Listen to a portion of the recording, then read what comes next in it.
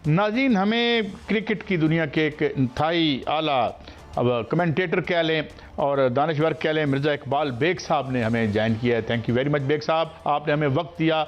हजूर, ये आप कुछ सियासत जो है वो क्रिकेट में पहले भी होती होगी, सियासत वो अंदर ही होती होगी, अब बाहर की सियासत भी इसमें आ गई है, बांग्लादेश और पाकिस्तान। अब पाकिस्तान और बांग्लादेश अगर नहीं खेलते तो उसका क्या एतबार रह जाएगा उस कप का? और क्या अब जिस तरह रीजनल अलायंसेस पॉलिटिकली बन रहे हैं, क्या वर्ल्ड कप ही अलग होगा, अलग मुल्कों का होगा? आप कैसे देख रहे हैं बेग साहब? जी बहुत बहुत शुक्रिया सईद काजी साहब।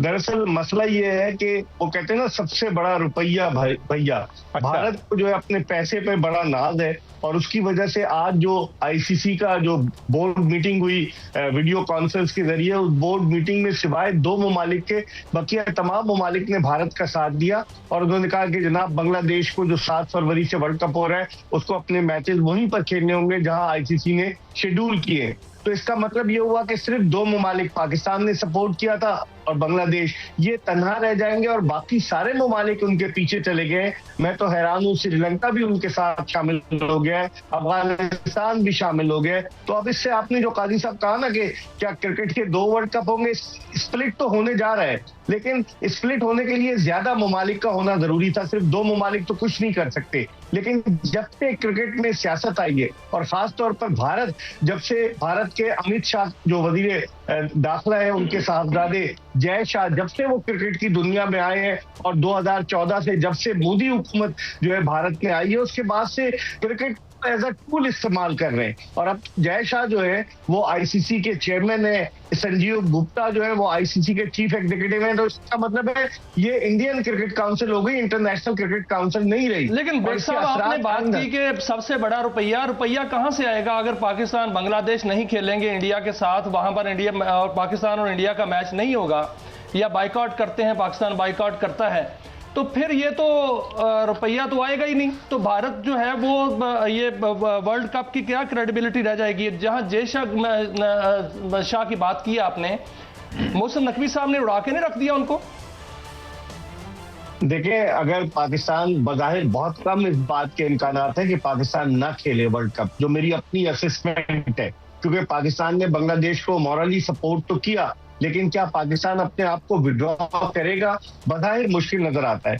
और जिस तरह मोहसिन नकवी साहब ने आंखों में आंखें डालकर इनसे बात तो की है और भारत यही प्रोपेगेंडा कर रहा है आज सुबह से भारतीय मीडिया के, मोहसिन नकवी की शय पर, पीसीबी की शय पर बांग्लादेश जो है इस तरह से खड़ा हो गया, डट कर खड़ा हो गया है। तो मेरे ख्याल में अब जो सूरत हाल पैदा हो रही है, इस मौजूदा सूरत हाल में, ठीक है आपने सही कहा, 15 फरवरी को पाकिस्तान और भारत का मैच है कोलंबो में। करोड़ों रुपए जो स्पॉन्सर्स चाहते यही है कि जो भी आईसीसी का इवेंट हो उसमें स्पॉन्सर्स की एक ख्वाहिश होती है कि एक ग्रुप में पाकिस्तान और भारत को रखा जाए, और एक ग्रुप में हमेशा होते हैं ताकि ग्रुप का मैच अलग हो, क्वालिफाई करते हैं वो अलग मैच हो। जिस तरह आपने एशिया कप में देखा कि 3 मैचेस हुए पाकिस्तान और भारत के दरमियान और उसका तमाम अंतर फायदा जो है वो ब्रॉडकास्टर्स को पहुंचा। तो मेरे ख्याल में अभी पाकिस्तान इतना हार्श, इतने एक्सट्रीम पर नहीं जाएगा। पाकिस्तान आंखें जरूर दिखा रहा है, लेकिन मुझे नहीं लगता कि पाकिस्तान वर्ल्ड कप का बॉयकॉट करे। बेग साहब, हम ये देखते हैं कि देखें, जहाँ सियासतें तो अपनी जगह हैं, मगर मैं जब क्रिकेटर्स के इंटरव्यूज देखता हूँ, जब वो यहाँ आते हैं हमारे बाजारों में उनसे कोई कीमत नहीं लेता, हम वहाँ जाते हैं वो इधर आते, लोगों में इतना मैंने देखा, मैं बहुत सी कहानियाँ सुना सकता हूँ आपको कि यहाँ से जाते हुए बाज हमारे हिंदू दोस्त रोने लग पड़े कि यार तुम ऐसे हो। तो ये क्यों ट्रांसलेट नहीं होता? ऊपर लड़ाई में क्या फायदा है लोगों का? ये कुछ दुकानदारी है लड़ाई की?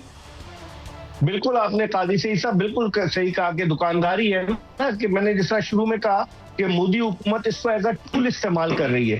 और बीजेपी की जब से हुकूमत आई है, जब से एक तो इंतहा पसंदी अपने नुक्ते उरूज पर है, दूसरे जिस तरीके से वो दोनों ममालिक, हालांकि आखिरी मरतबा पाकिस्तान ने 2012 में दौरा किया था भारत का, उसके बाद से पाकिस्तानी टीम 14 बरस हो रहे हैं वर्ल्ड कप तो खेलने जाती, लेकिन बाय रेक्टर सीरीज नहीं खेली। 2016 में गए, 2023 में गए, लेकिन उसके बाद से जब से मोदी गवर्नमेंट आई है वो उन्होंने लोगों के दिलों में नफरतों के बीज बो दिए, जिसकी वजह से, और जबकि लोग जो है वो सियासतदानों से तंग है कि वो उसको सियासी अपने टूल के तौर पर क्रिकेट को इस्तेमाल कर रहे हैं। दोनों ममालिक के लोग, मैंने खुद देखा है, मेरा इंटरेक्शन भी हुआ है, वो लोग जो है वो चाहते हैं कि क्रिकेट हो, वो चाहते हैं कि एक दूसरे के साथ मिलकर जाए, लेकिन ये सियासतदान, आपने सही कहा, फिर इनकी दुकानदारी बंद हो जाएगी। लेकिन बेग साहब, आपने फरमाया कि वहां पर जो इजलास में दीगर मुल्कों ने भी भारत की हाँ में हाँ मिलाई है, लेकिन भारतीय मीडिया जो है वो वावेला कर रहा है कि मोहसिन नकवी साहब जो हैं वो दीगर ममालिक को, पाकिस्तान, बांग्लादेश और बाकी ममालिक को अपने साथ मिलाकर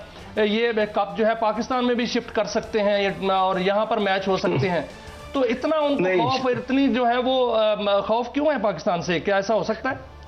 नहीं शाहिद साहब, ये आईसीसी क्रिकेट की गवर्निंग बॉडी है, इंटरनेशनल क्रिकेट काउंसिल, पहले इसका नाम इंपीरियल क्रिकेट काउंसिल था, और ऐसा तो हो ही नहीं सकता क्योंकि आईसीसी अलॉट किया है उसने ये वर्ल्ड कप भारत और श्रीलंका को मुश्तरका तौर पर। पाकिस्तान की जीत हुई कि पाकिस्तान ने कहा कि हम भारत में जाकर नहीं खेलेंगे, जिस तरह भारत यहाँ आकर नहीं खेला तो मजबूरन सारे पाकिस्तान के मैचेस कोलंबो में रखने पड़े। लेकिन ये इम्पॉसिबल है कि हम मेजबानी कर लें, 7 फरवरी से वर्ल्ड कप शुरू होने जा रहा है, ये तो वो दीवाने की बड़ वाली बात हुई। लेकिन मैं समझता हूँ कि इससे धचका जरूर लगा है क्योंकि वो पाकिस्तान मुखालिफ प्रोपेगेंडा उन्होंने शुरू कर दिया है। उन्होंने कहा जी पीसीबी की वजह से हो रहा है, लेकिन सर जो कुछ हरकतें वो कर रहा है, इंडिया जो हरकतें कर रहा है, आईसीसी तो वो रहा ही नहीं, लगता है कि वो इंडियन क्रिकेट बोर्ड जो है वो नजर आ रहा है हमें। तो शुरू में मैंने यही कहा ना शाहिद साहब कि ये आईसीसी नहीं है, ये इंडियन क्रिकेट काउंसिल है। मेन जो बड़े बड़े ओहदे हैं, चेयरमैन उनका, जो चीफ एग्जीक्यूटिव उनका,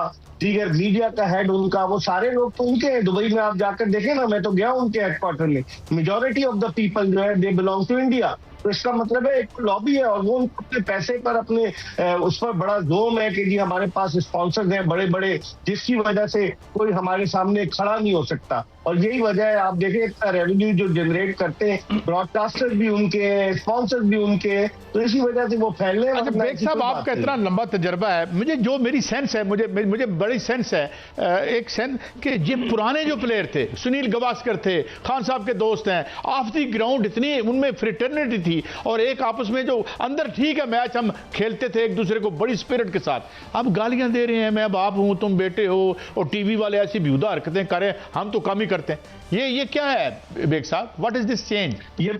ये बिल्कुल काजी साहब आपने बड़ी सही बात की। पहले बड़ी रवादारी थी और अब भी है कि जब मैं बाहर जाता हूं तो पाकिस्तान और भारत के जो क्रिकेटर्स मिलते हैं ऑफ द फील्ड या ऑफ द कमेंट्री बॉक्स, तो एक दूसरे के साथ बड़ी मोहब्बत के साथ मिलते हैं। लेकिन मैंने शुरू में कहा ना काजी साहब के नफरतों के बीज इन्होंने बो दिए, जिसकी वजह से जो उनकी आने वाली नस्ल है एंटी पाकिस्तान जो है वो हो चुकी है। इन्होंने पाकिस्तान के खिलाफ प्रोपेगेंडा शुरू किया हुआ है भारतीय सूरमाओं ने, और इनको पता नहीं है कि पाकिस्तान ने। बेग साहब, it is always a great pleasure to have your take on these issues। मगर इसी बात पे मैं ख़त्म करूंगा कि हम के ठहरे अजनबी इतनी मुलाकातों के बाद फिर बनेंगे आशना कितनी मदारातों के बाद। तो मेरे ख्याल में कोई पॉजिटिव रास्ता स्पोर्ट्स में तो निकलना चाहिए था हमारा।